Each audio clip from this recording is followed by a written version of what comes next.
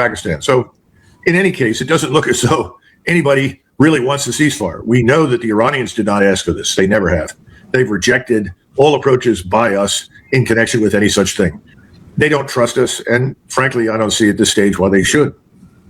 No regime change, no nuclear material destroyed, no missiles neutered, no Strait of Hormuz opened, and a semi-partial ceasefire.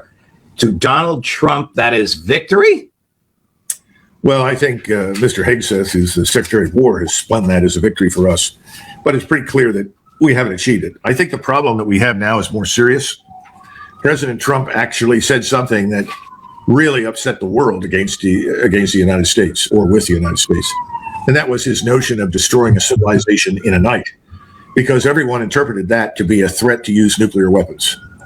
I don't think that's abated. I think everybody in the global south, I think in Eurasia, East Asia, Europe, everyone is really concerned about that, because, you know, that's the proverbial Pandora's box opening, at which point in time, all bets are off. Anything is possible. And the Chinese have gone to great lengths to warn the Israelis that if they were to consider using a nuclear weapon, that would be the beginning of that state's demise. So I hope President Trump can walk some of that back. The problem is some things you just can't walk back, Judge. Right.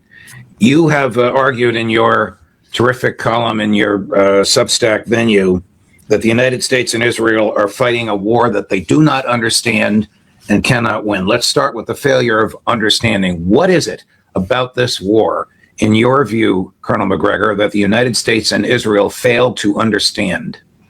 Well, neither state really understands the so-called enemy. They don't understand Iran. They don't understand this is a civilizational state with 2,700 years as one of the leading states in the ancient world, and even in the modern world. They don't understand its vulnerabilities. They don't understand its population. They looked at it and said, well, it's diverse. Well, yes, it's diverse, and diversity can be a very serious weakness. But the notion of Persian identity and identification with the Persian culture and nation state and history and language, you put all of those things together, and they are unifying forces for the different groups that live inside the country. And so there was a tendency to dismiss Iran as like some of the artificial constructs in the Arab Peninsula. Remember, in the Arabian Peninsula, places like Jordan and the Emirates really emerged as a result of the First World War. You know, Winston Churchill's famous quip after the Versailles Treaty, he said, Jordan's not a bad outcome for an afternoon's work. I mean, he literally sat down and drew the lines on the map.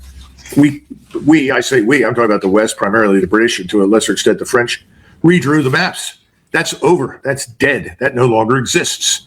I think we and the Israelis have killed that.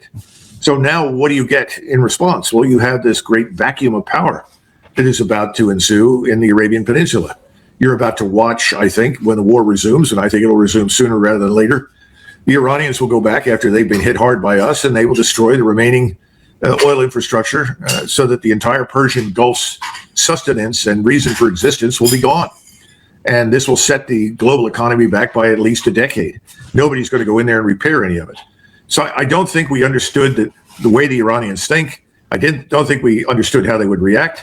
And I think we grossly underestimated them. Now, I know that having been in Israel and listened to some very smart people there over the last 10 years, that the Israelis did have an appreciation for the engineering skills that the Iranians have and their ability, particularly in missile technology, to build very, very capable systems. But I don't think they understood the depth of the strategic power that Iran has created over the last several decades that make it a fortress that frankly cannot be conquered.